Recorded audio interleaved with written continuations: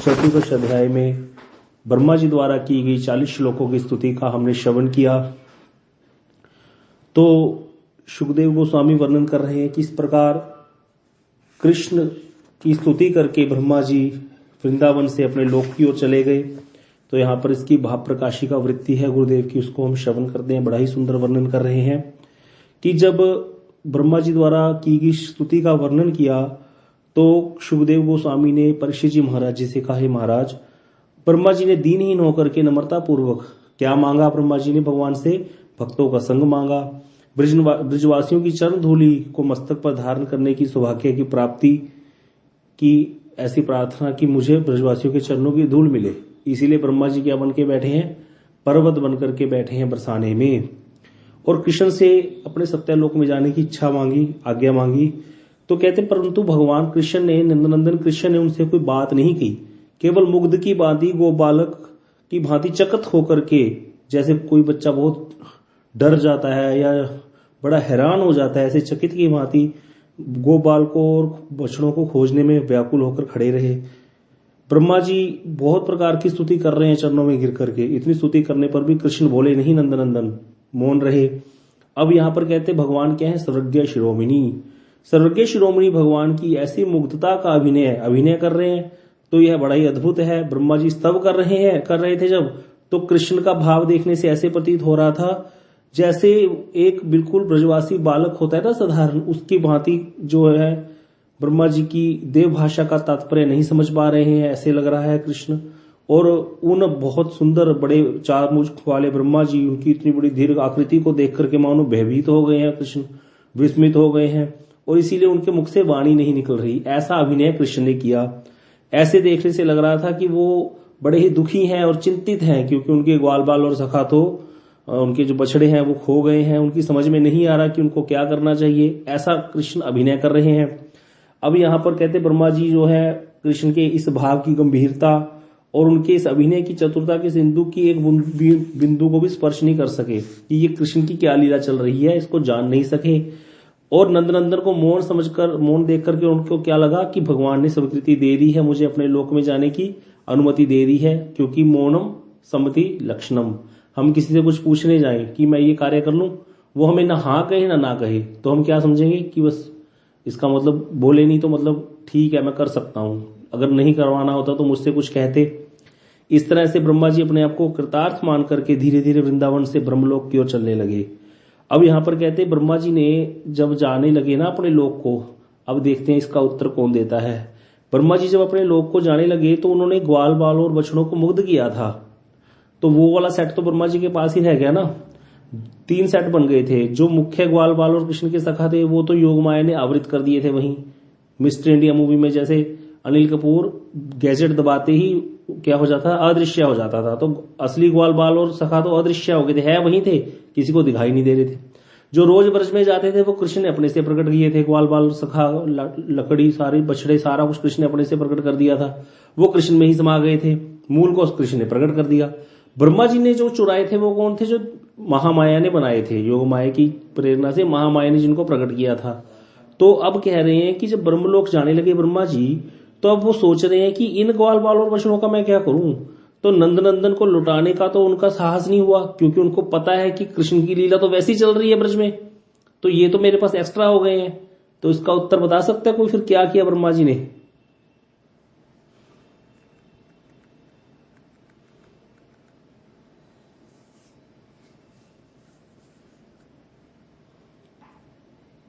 जो एक पता समझ में आया प्रश्न क्या है किसी को?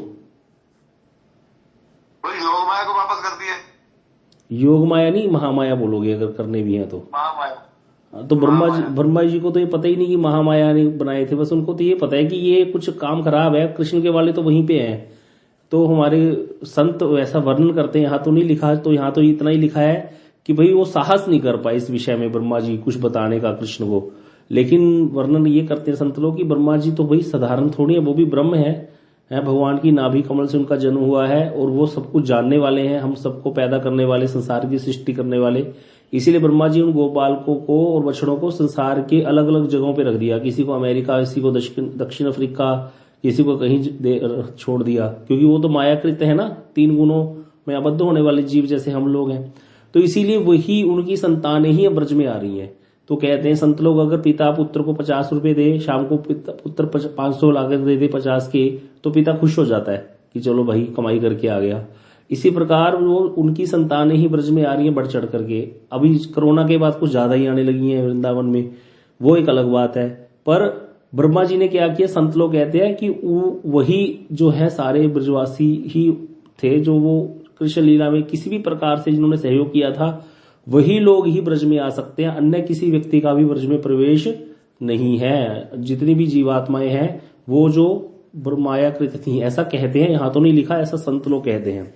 अब कहते, अब नंदनंदन की कृपा से ब्रह्मा जी समझ गए हैं कि कृष्ण जो है अखिल ब्रह्मांडपति होकर के, इसमें भगवान होकर के भी जिनके प्रेम में वशीभूत होकर के आत्मविभोर रहते हैं, उन ब्रजवासियों को मुग्ध करने का किसी का सामर्थ्य नहीं हो सकता। उन ब्रजवासियों को कोई मुग्ध नहीं कर सकता जिनके प्रेम में कृष्ण इतने वशीभूत रहते हैं। नंदनंदन अखिल ब्रह्मांडपति होकर के, अखिल रसामृत सिंधु होकर के भी जिनके प्रेम के इतने वशीभूत रहते हैं, उन ब्रजवासियों का कोई अनिष्ट नहीं कर सकता। यह ब्रह्मा जी समझ गए।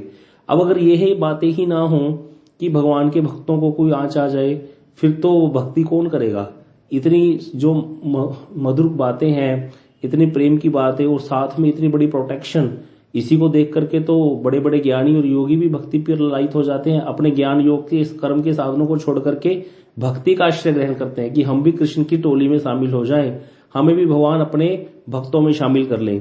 इसीलिए कहते, उन्हें मोहित करने की चेष्टा करके ब्रह्मा जी आप स्वयं भी अपराधी हो गए। इस प्रकार ब्रह्मा जी सत्यलोक की ओर जाने लगे। अब कहते, कृष्ण ने मौन रह करके एक तरह से ब्रह्मा जी को अनुमति दे दी है, परंतु अपने नाभि कमल से उत्पन्न ब्रह्मा जी का कृष्ण भी अपराध ग्रहण नहीं किया। क्यों नहीं ग्रहण किया? क्योंकि इस लीला में पहली बात तो ब्रह्मा जी कृष्ण के पुत्र ही हैं भगवान के। दूसरी बात यह है कि यहां पर ये सारी लीला भगवान की इच्छा से ही हुई है। ब्रह्मा जी के मन में इस प्रकार का भाव आना, फिर उनका ग्वाल बालों को चुरा लेना, बछड़ों को चुरा लेना, और उसके बाद कृष्ण का उतने ही स्वरूप धारण करके ब्रज में जाकर के वात्सल्यवती गायें और गोपियों का प्रेम का आस्वादन करना, ये सारी जो लीलाएं हैं कृष्ण की इच्छा से हुई हैं। इसीलिए कहते माया मुग्ध और स्थानांतरित करने की जो इच्छा हुई है ब्रह्मा जी की, ये कृष्ण के कारण ही हुई है, उनकी इच्छा के कारण। इसीलिए भगवान ने ब्रह्मा जी का कोई अपराध ग्रहण नहीं किया और उनको जो है बड़े प्रेम से वैसे ही विदा कर दिया। इसीलिए ब्रह्मा को भगवान ने अपराधी नहीं माना कृष्ण ने।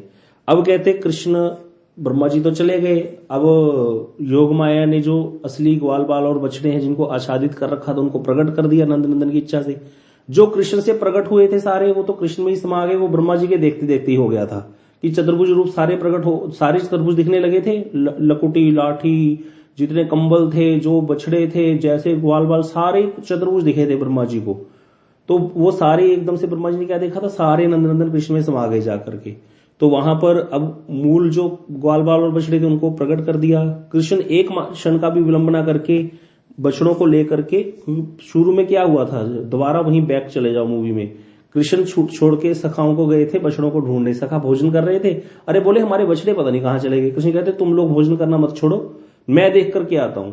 और हाथ में दही भात का कोर लिए कृष्ण ढूंढने चले गए थे बछड़ों को। तब ये ब्रह्मा जी ने सारा कुछ किया था। 15-20 दिन पहले एक एपिसोड पे आ जाओ दोबारा। अब यहां पर क्या हुआ, फिर कृष्ण जब आकर उपस्थित हुए तो देखा कि सुबल, श्री दाम आदि सखा जो है वो भोजन नहीं कर रहे वहां बैठे, वो कृष्ण का प्रतीक्षा कर रहे हैं। हाथ में दही भात का कोर है और चिंता कर रहे हैं कृष्ण आ जाए बस फिर खाते हैं। और कृष्ण को देखकर बड़े आनंद से कहने लगे, कृष्ण अरे तुम तो बड़ी जल्दी आ गए, देखो कितनी जल्दी आ गए कृष्ण, 1 साल हो चुका है। लेकिन सखाओं को क्या लग रहा है, अभी तो एक पल ही बीता है, अभी तो गया था कृष्ण, जल्दी ही आ गया, आओ हमारे बीच में बैठ करके आनंदपूर्वक भोजन करो। इस प्रकार कृष्ण और सखाओं ने हास परिहास पूर्वक भोजन किया। भोजन लीला सबने सुनी थी। अगासुरवध के समय कैसे कोई सखा नीम की पत्तियां पकौड़ी में डालकर दूसरे सखा के मुख में डाल देता, बोल देख मेरी माँ ने कितने अच्छे पकौड़े बनाए हैं। फिर उसका मुंह देखते हैं सभी लोग, हंसते हैं, बेचारे का कड़वा कड़वा हो जाता है मुंह। तो ऐसे करके उंगलियों में, एक उंगली में जैसे ये उंगलियां है ना, उसके बीच में यहाँ अचार, मुरब्बे, चटनी, सारी चीजें दबा रखी हैं, खा भी रहे हैं, बीच बीच में अचार ले लेते हैं, कभी मुरब्बे को ले लेते हैं। तो ऐसे करके भोजन का आस्वादन कर रहे हैं, एक दूसरे के मुख में भोजन दे रहे हैं। अब कृष्ण ने कहा सखाओं को, देखो सूर्य अस्त होने वाला है, शीघ्र ही ब्रज की ओर प्रस्थान करना चाहिए। क्योंकि ब्रजवासी हमारे लिए व्याकुल होंगे। इतना कहकर नंद कृष्ण जो हैं गोपालकों के साथ बछड़ों को लेकर ब्रज की ओर चल पड़े। उस समय सारे गोपालक उनको घेर करके चल रहे थे। अब मधुर मधुर ब्रजलीला में प्रवेश करेंगे हम। कैसे कृष्ण सखाओं को लेकर के वृंदावन की ओर जा रहे हैं। कोई आनंद से बंशी बजा रहा है, कोई सींगा बजा रहा है। ये सींगा क्या होता है? जब कोई पुराना बैल, बड़ा बूढ़ा बैल मर जाता है तो उसके सींग को जो है सींग गिर जाता है उसका निकल करके, जब बैल खत्म हो जाता है पूरा, तो उसके सींग से वो जो है बड़ा खोखला होता है, वो उससे बजाओ तो उसमें आवाज आती है बड़ी सुंदर, उसको सींगा बोलते हैं। बलदेव जी सींगा बजाते हैं। तो कोई मधुर स्वर से नंदनंदन कृष्ण का गुणगान कर रहा था। इस प्रकार चलते चलते वो वहां पर पहुंच गए जहां अगासुर की मृतदेह पड़ी थी। तो अगासुर की मृतदेह देख करके दोनों सारे सखा एक दूसरे से कहने लगे, देखो आज कृष्ण ने इस असुर को अपने हाथों से मारा, क्योंकि उसकी चर्बी और जो शरीर था खून से लथपथ था। 1 साल हो चुका था, कोई खून सूखा नहीं उसका, एज इट इज वो अगासुर है जो बालकों को दिखाई दे रहा है, वो बालकों को। अब कहते जब यमुना पुलिन में भोजन में मत्त होकर ब्रह्मा जी ने आकर ग्वाल बालों को चुराया था, तब कृष्ण ही ग्वाल बाल और बछड़े बने थे और 1 साल तक ये सारी लीला चली थी। नित्य प्रति प्रातःकाल से ब्रज से कृष्ण गोपालकों के साथ बछड़े चराने अपने आप को ही चराते हुए अपने आप ही आ जाते थे और सायंकाल को अपने आप को चराते हुए वापिस चले जाते थे। 1 वर्ष बीत गया था। 1 वर्ष तक सारे गोपालक और गोवत्स जो कृष्ण की माया से मुग्ध थे। उसी प्रकार कहते ये जो अगासुर की देह थी ये भी सबके अगोचर थी, किसी को दिखाई नहीं दी। ब्रजवासी जो थे वो प्राय इस रास्ते से आते जाते थे, लेकिन किसी ने भी अगासुर की मृतदेह को नहीं देखा 1 साल तक। 1 वर्ष तक क्या हुआ, यमुना पुलिन में भोजन के उपस्थित जो गोपालकों के लड्डू थे, लड्डू के टुकड़े थे, दही भात सारा ज्यों के त्यों अविकृत था। कोई भी कुछ चेंज नहीं हुआ, खराब नहीं हुआ। 2-3 दिन चीज वस्तु बाहर पड़ी रहे, क्या उसका हाल हो जाता है।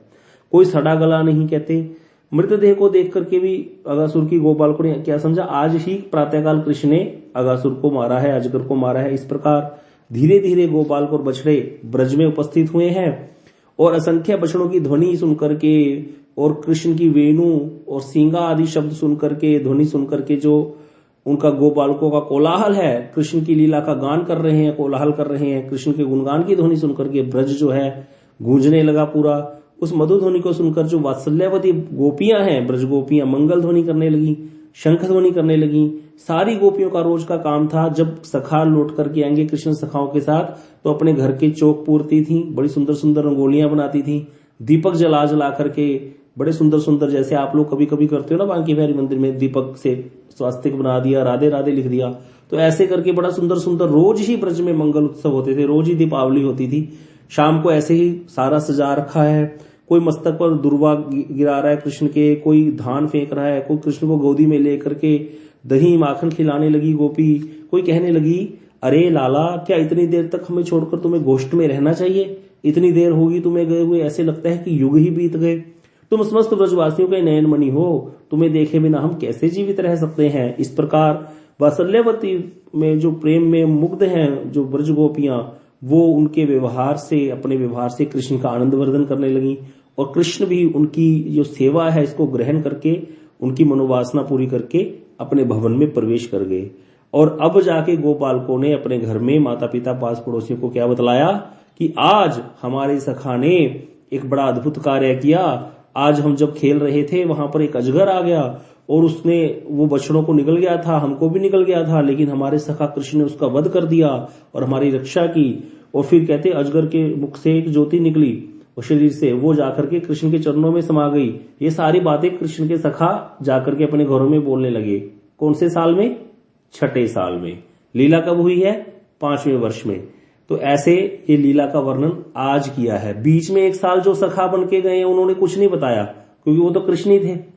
कृष्ण ने कहा मेरे अपने जो मूल सखा है वही बताएंगे ये वाली मेरा पराक्रम। तो जब कृष्ण गोपालक और बछड़े बन के जा रहे थे तब वो कृष्ण बने हुए बालकों ने नहीं बताया घर में कुछ, वो तो एज इट इज लीला चलती रही बस।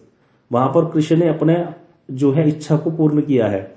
और इधर कहते जो सारे जो ब्रजवासी हैं उन्होंने जब ऐसा सुना अद्भुत कार्य के विषय में तो बड़े ही विस्मित हो गए और नंदनंदन की प्रशंसा करने लगे, परमानंदित हो गए। इस प्रकार यहाँ पर सुखदेव गोस्वामी कहते हैं परीक्षित जी महाराज जी को कि तुमने मुझे पूछा था कि ब्रजवासी जो गोप बालक है उन्होंने 5वें वर्ष की लीला का 6ठे वर्ष में कैसे वर्णन किया।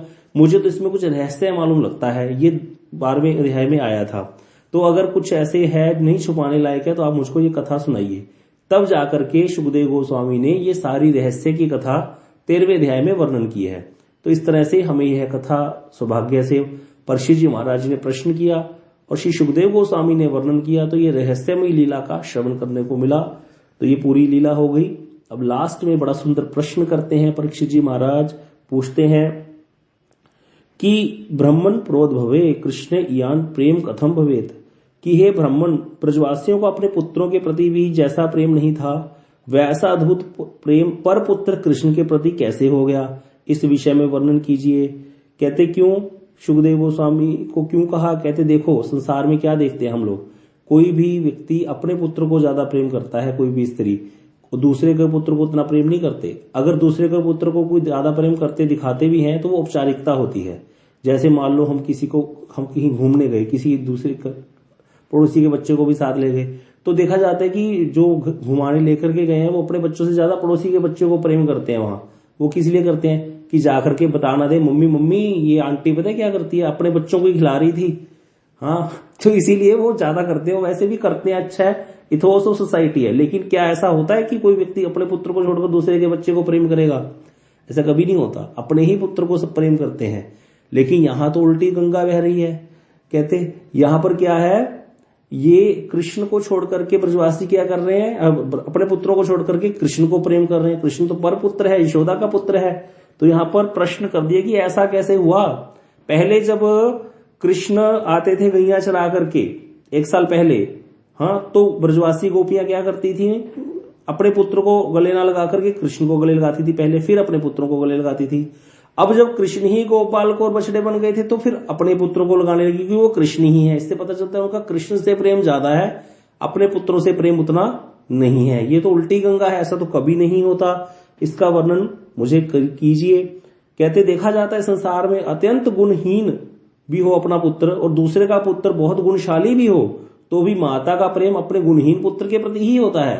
ये तो हमने देखा ही है, हमारा सबका ऐसे ही है। तो लेकिन ब्रजवासियों को ऐसा कैसे था कि दूसरे के पुत्र के प्रति, कृष्ण के प्रति ऐसा प्रेम हो गया। और अगर हम कहें कि भगवत बुद्धि थी तो कृष्ण को तो वो भगवान मानते ही नहीं थे। अगर ये कहो कि ऐश्वर्य बुद्धि से करते थे, ऐश्वर्य बुद्धि तो उनकी है ही नहीं कृष्ण के प्रति। अगर ऐश्वर्य बुद्धि होती तो फिर वो व्याकुल क्यों होते हैं जब कोई अला बला आती है, और वो फिर पंडितों से झाड़ा फूकी क्यों करेंगे। अरे भाई, जो भगवान है उसको क्या स्तुति वाचन करना, वो तो परम पवित्र है, वो तो सबको पवित्र करने वाले हैं। तो इसीलिए यहाँ पर बड़ा सुंदर प्रश्न किया सुखदेव गोस्वामी से श्री परीक्षित जी महाराज ने। तो सुखदेव गोस्वामी कहते हैं, राजन, अपनी आत्मा ही समस्त प्राणियों को सबसे प्रिय होती है। यह प्रसंग चैतन्य भागवत जी में भी आता है, वहां पर भी ये कथा आई थी और इसी का रेफरेंस लिया गया था, महाप्रभु जी ने इसी का रेफरेंस दिया वहां पर। तो कहते हैं अपनी आत्मा ही समस्त प्राणियों को प्रिय होती है। आत्मा के अतिरिक्त अपने जो पुत्र होते हैं, धन होता है, अपना घर परिवार होता है, ये क्यों प्रिय होते हैं हमको? अपनी आत्मा के कारण। गौण रूप में ही प्रिय होते हैं, साक्षात प्रिय नहीं होते पुत्र परिवार आदि। 2 चीजें होती है, एक होती है अहंता, एक होती है ममता। अहंता होती है मैं के प्रति, ममता होती है मेरे के प्रति। 2 चीजें होती है, मैं और मेरा। व्यक्ति मैं और मेरे से किसको ज्यादा प्रेम करता है बताओ? मैं को प्रभु जी। चैतन्य कृष्ण प्रभु, आप क्या कहते हो? चैतन्य प्रभु मैं को प्रेम करता है या मेरे को? मेरे को प्रभु जी। अच्छा, आप मेरे को प्रेम करते हो, ठीक है। आप अपने पुत्र को बहुत प्रेम करते हो। बड़ा होकर के पुत्र गाली देने लग जाए तो क्या आप उसको वैसे ही प्रेम करते रहोगे? प्रेम तो घटेगा जी फिर तो। हाँ, फिर कैसे घटे? लेकिन मैं से तो प्रेम कभी नहीं घटता, शरीर जर्जर हो जाता है, हमारा साथ नहीं देता। हम गाली देते हैं अपने आप को? नहीं देते, अपने आप को ही प्रेम करते हैं। हम मैं से प्रेम ज्यादा करते हैं, मेरे से नहीं करते। ये हमारी गलत फहमी है। व्यक्ति पाप कर्म करता है, पता है क्या कहता है, हमें क्या जरूरत है जी, मैं तो 2 रोटी खाता हूं, मुझे 2 रोटी जरूरत है, मैं तो अपनों के लिए करता हूं। कोई नहीं करता, सब अपने लिए ही करते हैं। मतलब अपनों के लिए तो बहाना है। हम अपने खुद व्यक्ति पाप कर्म में लिप्त होता है अपने लिए। कोई किसी को नहीं कहता कि जाकर मेरे लिए पाप कर्म करो, ठीक है। तो यहाँ पर हर जीव का प्रेम मैं से होता है, मेरे के प्रति कभी किसी का प्रेम उतना नहीं होता। मेरे के प्रति प्रेम मैं के कारण होता है, आत्मा के कारण, क्योंकि आत्मा सबको प्रिय है। जब कोई बच्चा बड़ा होकर के अपनी पत्नी के पीछे लगे अपने माता पिता को गाली देता है तो माता पिता उसको घर से अलग क्यों कर देते हैं? फिर वो तो मेरा है, उसको क्यों अलग कर रहे हैं? लेकिन मैं को जब गाली दे दी ना तो फिर मेरा कुछ नहीं है। कोई अपने लिए अपने प्रति गाली नहीं सुन सकता, कोई व्यक्ति भी। क्यों? क्योंकि मैं से सबसे अधिक प्रेम है हमारा। इसीलिए कहते अब यही कारण है सभी देहधारियों प्राणियों को अपनी आत्मा के प्रति जैसा प्रेम होता है। ममता के विषय जो है, ममता के विषय कौन है? परिवार, पुत्र, धन इत्यादि, उसके प्रति वैसा प्रेम नहीं होता। किसी के घर में आग लग जाए, बताओ घर तो मेरा है, हमने कहा मेरे के प्रति प्रेम है, तो घर तो मेरा है, फिर व्यक्ति क्या घर को पकड़ के बैठ जाता है? घर को छोड़ के निकलता है कि नहीं बाहर अपनी जान बचाने के लिए? क्योंकि उसका मैं के प्रति प्रेम है। मेरा अगर जल भी गया तो क्या होगा? दोबारा और आ जाएगा, कमाई कर लेंगे, क्या हो गया? कोई फर्क नहीं पड़ता। इसीलिए यहां पर ये बता रहे हैं कि मैं से ही प्रेम होता है, मैं अर्थात आत्मा। लेकिन हम लोग क्या है? हम शरीर को आत्मा माने बैठे हैं। हम शरीर देहधारी लोग देहात्म बुद्धि करते हैं, देह को आत्मा माने बैठे हैं। इसीलिए देहात्म बुद्धि रखने वाले पुरुषों को अपनी देह जितनी प्रिय होती है, देह संबंधी पुत्र उतने प्रिय नहीं होते, परिवार इत्यादि पुत्र आदि उतने प्रिय नहीं होते। तो यहां पर ये बता रहे हैं कि क्या होता है, यह ममता का विषय देह है, इसीलिए आत्मा के समान प्रिय देह भी नहीं होती। आगे समझो क्यों? जब देह जराग्रस्त हो जाती है तो व्यक्ति कहता है कि नहीं कहता कि ये शरीर छूट ही जाए, जीवन की आशा तो बलवती रहती है, जीने की आशा तो। क्यों? व्यक्ति की आत्मा हमेशा बूढ़ी कभी नहीं होती, आत्मा जवान ही है, हमेशा नित्य है आत्मा। इसीलिए देह त्याग करने में आत्मा को अत्यधिक कष्ट होगा, यह जानकर कोई देह त्याग भी करना नहीं चाहता है। अतः आत्मा के प्रति स्नेह अधिकता के कारण ही जीवित रहने की आशा भी बलवती रहती है, और देह के प्रति भी एक लेवल पर जाकर के श्री भक्ति की आसक्ति छूट जाती है। उसको पता है कि नई देह मिल जाएगी, ये देह तो जर्जर हो गई है। तो इसीलिए कहते हैं, इसमें स्पष्ट होता है कि समस्त प्राणियों को अपनी आत्मा सबसे अधिक प्रिय होती है। और आत्मा, यह सारा जगत जो है, सारे सुख आत्मा के सुख के लिए हैं। जितने भी सारे सुख हैं, देह संबंधी सुख हैं, पुत्र कह लो, धन कह लो, संपत्ति कह लो, मान सम्मान कह लो, आत्मा के लिए है। अगर आत्मा को कष्ट है तो फिर क्या है? ये हमारे लिए जीरो है सब। तो इसीलिए कहते, हे परीक्षित, तुम इन कृष्ण को समस्त जीवों के आत्मा स्वरूप जानो। ये कृष्ण सब आत्माओं के परमात्मा है, यही मूल आत्मा है। इसीलिए जगत के मंगल के लिए योग माया का आश्रय करके भगवान ने क्या किया? अवतार लिया है और साधारण व्यक्तियों के सामने प्रकट हो गए हैं। लेकिन ब्रजवासी जो हैं, यहाँ पर ब्रजवासियों का कृष्ण के प्रति प्रेम क्यों है? स्वाभाविक, क्योंकि कृष्ण सब जीवों की आत्मा है। यह जो बात सिर्फ ब्रजवासियों के लिए ही लागू होती है या भगवान के भक्तों के लिए? बाकी कोई अन्य जो लोग हैं उनको अपने पुत्रों से ही प्रेम होगा, कृष्ण से कभी नहीं होगा। उनको क्या होगा? अज्ञान में जो डूबे हुए हैं, संसार में आसक्त हैं, भगवान के प्रति जो भक्तिहीन है, उन्हें भगवान के प्रति ऐसा प्रेम कभी नहीं होगा। वो अपने पुत्र को ही गले लगाएंगे, अगर कृष्ण के सामने आ भी जाए तो भी वो पहचान नहीं पाएंगे। ब्रजवासी योग माया से आच्छादित हैं, उनको नहीं पता कि कृष्ण भगवान है, लेकिन स्वाभाविक उनका प्रेम कृष्ण के प्रति है, क्योंकि वो उनके अनुचर हैं, वो उनके जन हैं, वहीं से आए हैं। इसीलिए कहते हैं स्वाभाविक रूप में कृष्ण के प्रति उनका अपने पुत्र परिवार आदि से भी अधिक प्रेम है। तो इसीलिए कहते हैं जगत के कल्याण के लिए भगवान ने यहाँ पर अवतार लिया है। इसीलिए यह इसका उत्तर दिया कि ब्रजवासियों का कृष्ण के प्रति ऐसा प्रेम क्यों है, ये एक स्वाभाविक रति है उनकी। अब आगे कह रहे हैं फिर क्या हुआ। अब सारी कथा सुनकर के जो परीक्षित जी महाराज है ना, वो बिल्कुल ही आनंद में विभोर हो गए, पूरा आनंद आ गया उनको ये कथा सुनकर के। सोच रहे हैं करोड़ों करोड़ों ब्रह्मा, पंचानन शिव, नारद, शेष जिनकी चरण धूलि पाने की आशा करते रहते हैं, इसीलिए उनकी स्तव करते हैं, स्तुतियां करते हैं, पाठ करते रहते हैं निरंतर सारा दिन मनी मन। ऐसे स्वयं भगवान कृष्ण की बाल जो लीला है उसकी माधुरी में डूबकर वे जितना चिंतन कर रहे हैं, उतना ही उनके हृदय में कहते आनंद बढ़ता जा रहा है परीक्षित जी महाराज जी के। और कहते ब्रज की वात्सल्य प्रेममयी माताओं के प्रति कृष्ण का कैसा स्नेह है, जो उन्होंने सुना तो वो उसको भूल ही नहीं पा रहे कि कृष्ण कितने गो बालक बन गए। ऐसा कोई लीला हुई आज तक? भगवान ने मत्स्य अवतार लिया, भगवान ने कूर्म अवतार लिया, नरसिंह अवतार लिया, वाराह अवतार लिया, कितने अवतार धारण किए। क्या कभी ऐसे किए इतने रूप धारण करके इतना प्रेम का स्वादन कर रहे हैं? ये तो सिर्फ कृष्ण लीला में ही हुआ और ब्रह्मोहन लीला में ही हुआ। राम अवतार लिया, उसमें भी क्या हुआ? शबरी के जूठे बेर खाए, लेकिन क्या इतने रूप धारण करके कोई ऐसे लीला करी राम जी ने? कोई नहीं की। लेकिन यहां क्या कर रहे हैं? वात्सल्यवती माताओं का दूध पान करने के लिए, उनके प्रेम का स्वादन करने के लिए नंद ने उतने ही रूप धारण कर लिए।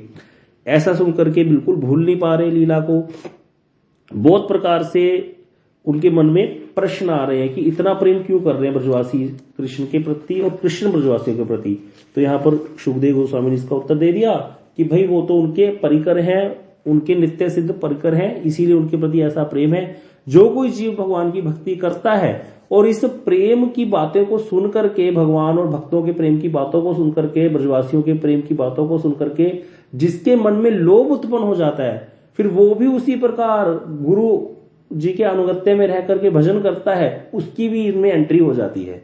ये इस लीला को सुनने की फलश्रुति है कि भाई अगर कोई, हम ये लीलाएं सुन क्यों रहे हैं, ताकि हमारे मन में भी लोभ जाग जाए कि हम भी कभी कृष्ण के प्रति ऐसे वाले भाव हमारे अंदर भी जागृत हो जाए। वात्सल्य, मधुर, सख्य भाव जैसे सखाओं का है। तो इसीलिए ये कथाएं हम श्रवण कर रहे हैं कि हमारे मन में भी लोभ जग जाए। कैसे जो कृष्ण है सुलभ हुए पड़े हैं, जो अनंत कोटि ब्रह्मांड नायक है, जिनको बड़े बड़े योगी ध्यान में जिनका दर्शन नहीं कर पाते, जिनके चरण के नख का, वो कृष्ण यहाँ पर क्या हुए पड़े हैं, इतने सुलभ हुए पड़े हैं कि एक माँ का दूध पी के तृप्ति नहीं, तो इतने रूप धारण कर लिए। तो इसीलिए यहाँ पर कह रहे हैं, और जो ब्रह्मा जी कह रहे थे ना कि राग आदि सब कुछ तो तभी तक सताता है जब तक कृष्ण आपका कोई जन, आपका भक्त नहीं हो जाता। इसीलिए यहाँ पर बड़ी सुंदर, यहाँ पर ये लीला को श्रवण करके मुग्ध हो गए हैं शुकदेव गोस्वामी से परीक्षित जी महाराज। अब कह रहे हैं कि अगर कोई व्यक्ति भगवान की इन लीलाओं के अपार समुद्र में अवगाहन करने में समर्थ नहीं है, क्योंकि हम तो उस रस के नहीं है ना भाई, तो भी कहते अगर वो कृष्ण की ये लीलाएं सुने। कौन सी लीलाएं? अभी हमने सुना अगासुर वध हुआ, उससे पहले बकासुर वध हुआ, पूतना का वध हुआ, केशी दैत्य आएगा आगे, धेनुकासुर, इन असुर मोचन लीलाओं का भी चिंतन सुने तो उसका कहते संसार बंधन कट जाएगा और कहते उसको भगवान का चरणाश्रय प्राप्त होगा, अनायास ही संसार सिंदूर से पार हो जाएगा। ऐसी फलश्रुति इस कथा की बताई गई है। बता रहे हैं पुराण इतिहास आदि में देखा जाता है कि ध्रुव जी ने, प्रहलाद जी ने, नारद आदि ने, देखा जाता है कि एकमात्र कृष्ण के चरणों का आश्रय ग्रहण करके धन्य हो गए, कृतार्थ हो गए। इसीलिए कृष्ण के चरण कमल ही महत्वपद हैं। अगर किसी को बहुत भयंकर सर्प डस ले तो एक महाऔषधि का सेवन करके जैसे विष की ज्वाला से व्यक्ति मुक्त हो जाता है, इसी प्रकार जिसको संसार रूपी सर्प ने डस लिया है, जो संसार की ज्वाला में तप्त हो रहे हैं, उनके लिए कृष्ण के चरण कमलों के स्पर्श ही एकमात्र शांति प्राप्त करने का उपाय है। आज समय हो गया है, अभी कल हम इस कथा को थोड़ा सा रह गया बिल्कुल श्रवण करके आगे बढ़ेंगे। भगवान की 15वें अध्याय की लीला में कल साथ ही स्टार्ट हो जाएगा। फिर हम श्रवण करेंगे आगे धेनुकासुर वध लीला और कालिया दमन लीला। बड़ी सुंदर लीला है। तो पौगंड से अभी भगवान कुमारावस्था से पौगंड अवस्था में प्रवेश कर गए हैं। 5 वर्ष तक की लीलाएं हो गई हैं। 6ठे वर्ष से लेकर 10वें वर्ष तक पौगंड लीला होती है। तो वो सारी लीलाएं श्रवण करेंगे कल से। गौर प्रेमानंदे हरि हरि बोल। जिन लोग